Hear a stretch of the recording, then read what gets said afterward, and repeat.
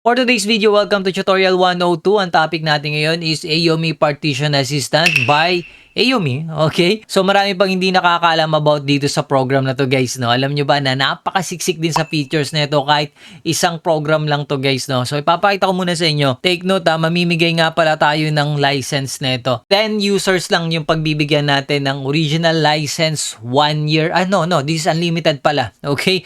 So type muna natin dito guys, no, Ayomi. Download natin siya sa mismong Ayomi. Ayomi, yeah. Ayomi Tech. Yan, okay? Now we're here. Hanapin lang natin yung Ayomi Partition Assistant. So mas maganda ata diretso type na natin. Ayomi Partition Assistant. There you go. And then click natin yung download freeware dito sa ibaba. Ayan na, downloading na. And then open natin siya. Double click. And nothing to worry guys, hindi nyo kailangan i-off yung antivirus nyo. This is legit po na galing sa Ayomi mismo. Skip lang natin to. Okay, and then install now. Accept the agreement. So close na natin yung ibang windows. There you go, done na. So uncheck lang natin tong box na to and then click natin tong enjoy now. So, how to activate the license? Turo ko sa inyo. Syempre, close lang muna natin yung mga yan.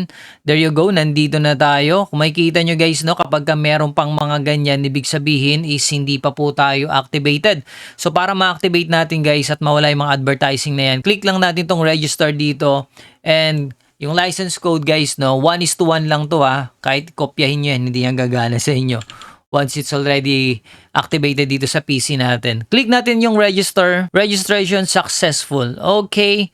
Now, makikita nyo na wala na yung mga advertising dito, di ba? So, we can use the apps without limitation, guys, no? Close natin ulit and then run natin siya as administrator. Ito mahirap kapag ka Windows 11 Kailangan mo pa pumunta dito sa show more option So, marami kasi nag-request na ito sa Windows 11 ko daw gawin. Anyway, ayan. So, same lang din sa Windows 10 guys, no? So, ano nga ba meron dito sa Ayomi Partition Assistant na to? Naku, napakadami guys, gaya ng sinasabi ko kanina. Meron na rin itong pang-clone. As you can see, pwede tayong mag-migrate OS, clone disk, clone partition. Anyway, marami tayong ginawang video about this cloning, no?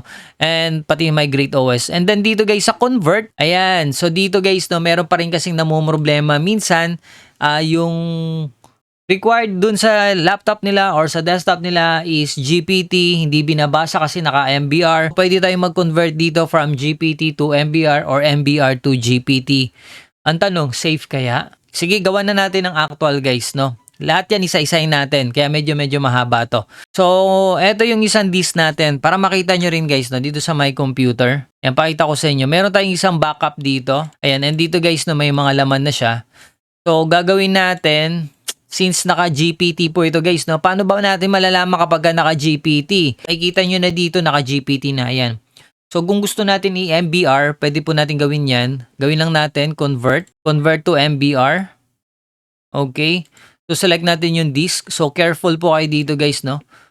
Punta tayo dito sa disk management. Para makita natin kung anong disk drive yung ginagamit natin ngayon. Kasalukuyan. So, dito kasi guys, makikita natin kung nasan yung system natin, yung Windows natin. Gaya niya, nasa disk 0 siya. So, disk 1 lang tayo. Yung backup natin. So, disk 1. Okay? And then, okay. And then, as you can see guys, no, dito, from GPT, naging MBR na siya. So, hindi pa tapos yan. Click lang natin itong apply button dito. And then, proceed. Okay. So, this program is ready. So, ang tanong guys, no, wala kaya yung files natin, mabubura. Pero ito na sasabihin ko sa inyo guys, no? Don't do this kung talagang hindi naman importante. Okay? And make sure lang guys, no, yung important files nyo is may backup kayo. Lalo na kung yan talaga is important. So, reveal natin kung nandito pa yung files natin. Nako. Nandito pa kaya? Mukhang wala. Ay, nandito. Kala ko nawala So, success yung unang test natin para sa GPT MBR conversion, no? Ayan. So, okay. Nandito yung mga files natin. Nagra-run kaya yan? Syempre naman magra-run yun di ba?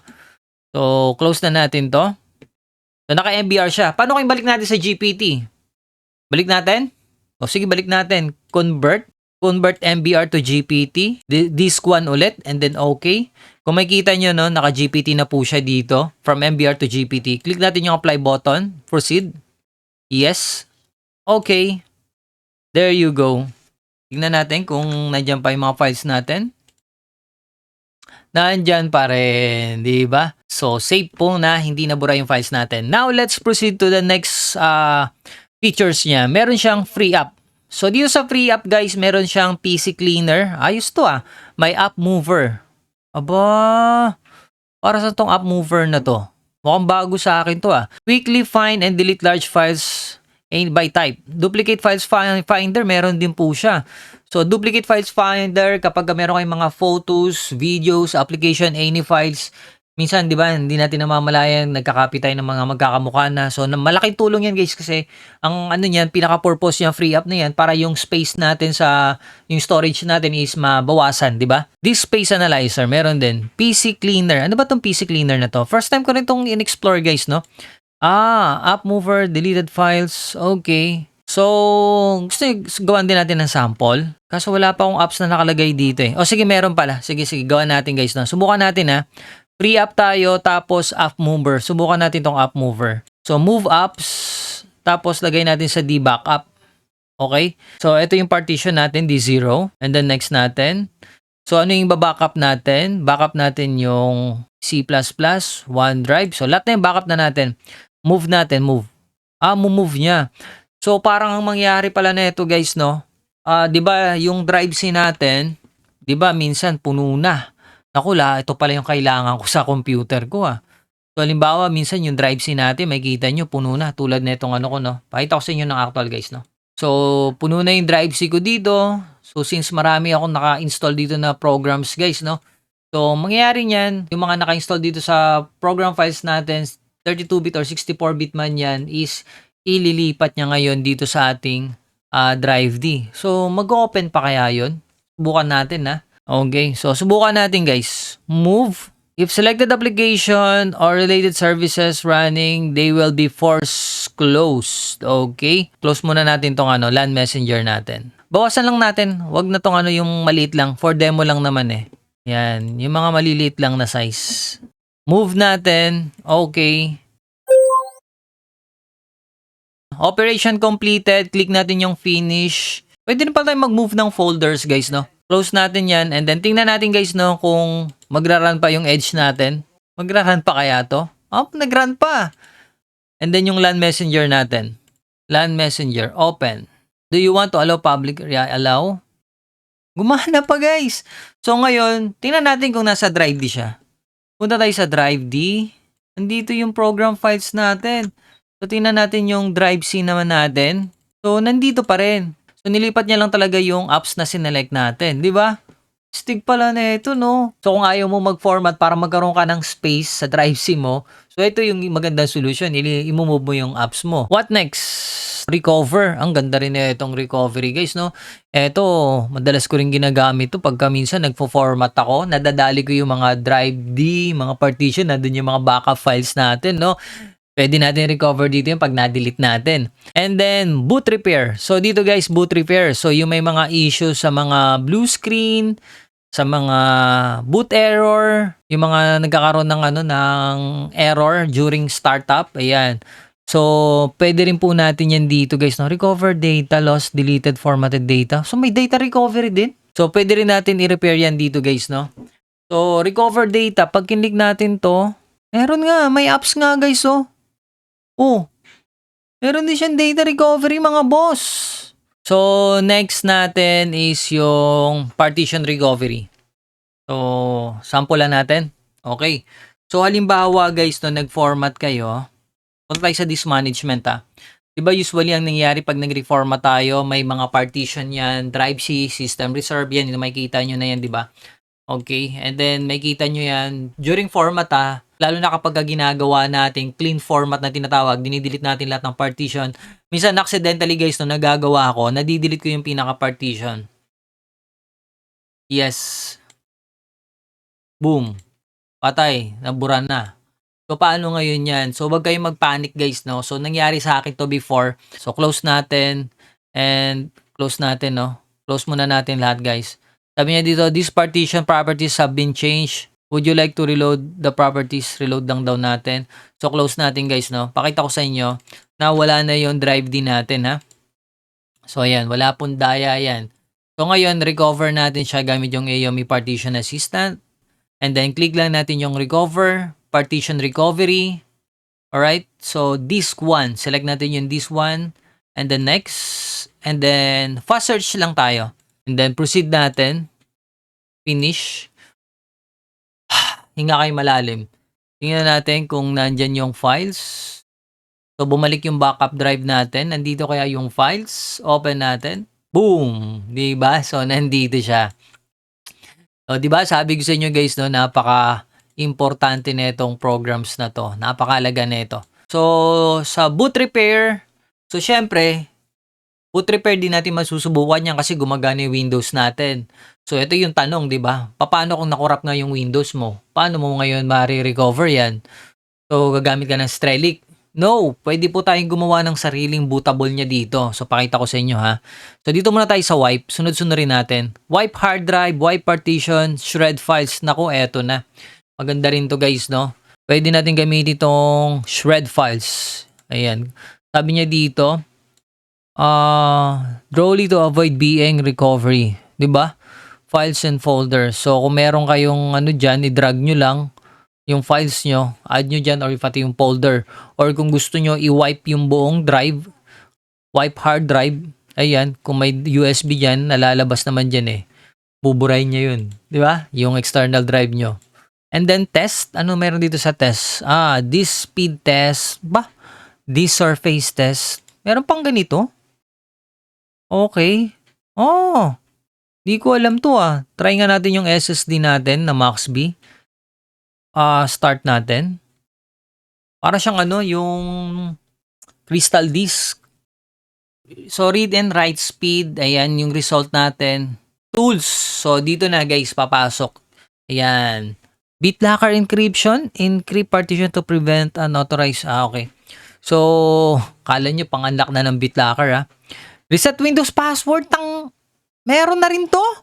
Ang dami naman netong useful functions netong AOMI Partition Assistant na to. Grabe naman. Create a Windows PE bootable. So eto guys, yung tools na to, pwede tayo mag-create sa USB natin ng bootable din, yung parang Sergey Strelic. Dito ka nagagawa nun. Di ba? Angas, no? Ayan, kompleto rin pala to guys, no? So gagawin nyo, click nyo lang to make a bootable media. And then kung may flash drive kayo, gawin natin. So, nag-insert na tayo ng flash drive natin, no? So, gawin muna natin. Gagawa muna siya ng ISO, guys. Okay. So, proceed natin, no?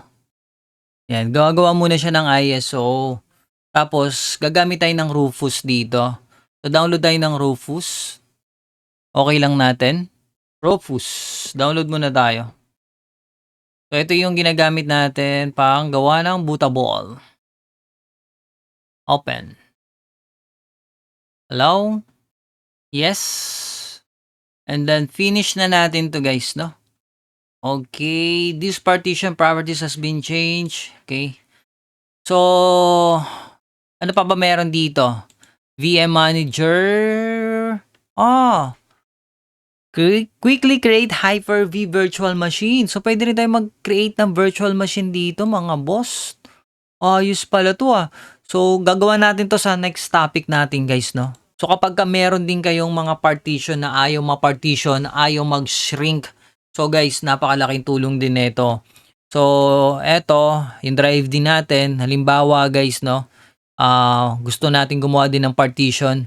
Pwede din tayo mag-resize. Ayan. Click natin yung resize. And then dito, halimbawa, maglagay tayo ng 300 MB. 300 GB pala, sorry. Yan, 300 GB. Okay natin. Ayan. So, ito na yung ano natin. Drive D plus meron na tayong partition dito. So, kagandahan nito guys, no? Kung mapapansin nyo, saktong 300 yan. Hindi ka na magko-compute. Ilang kaya yung sa drive C ko, ilang kaya yung sa drive D ko. Di ba? Apply the button. And then proceed. Okay. Restart pre-OS mode. So, continue na natin to guys, no? So, pwede rin natin gawin to via USB. Okay. And then dito guys, no, right click natin, create partition. Okay lang natin to, apply. Yes. And pagpunta natin sa my computer, makikita nyo, meron na tayong tatlong partition dyan. Drive D at saka itong new partition. Lagyan natin ng pangalan. Continue. So, okay na natin. Success. Close na natin guys, no? So, ang dami ko nang naituro guys, no? Isang video lang. Siksik na siksik yung tutorial natin. So, to create naman a bootable Windows PE, punta tayo sa download. Run natin yung Rufus. Run as administrator. Yes. Yes. And then, flash drive natin, no? Make sure naka-insert. Okay, select natin yung ating ginawang ISO, Partition Assistant, Windows PE. So, pwedeng GPT or MBR. So, GPT tayo since naka-GPT tayo, no? Yes. So, NTFS natin, start lang natin yan, and then okay. So, ganyan lang gumawa ng bootable, guys. Okay lang natin to proceed. So, finish, close natin, guys, no? And let's try to restart our computer. Start, restart. Then, select lang natin yung flash drive natin. Hit enter. So, ganito po ang itsura kapag ka naka-Windows PE na. Diba? Wala nang Windows dyan. Ito na mismo yan. Yung programs lang. And ayun guys, no, kung magbabala kayo mag-clone or mag-migrate OS, ayan, minsan nire-required po yan na naka-Windows PE tayo.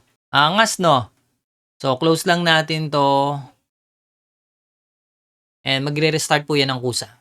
So, ganun lang guys, kadali gawin yung Windows PE. Nako, dapat meron ka neto. Napaka-importante neto guys. So, yun lang. I hope na may natutunan kayo sa video na to. Don't forget to subscribe na sa ating YouTube channel. Thank you and God bless you all.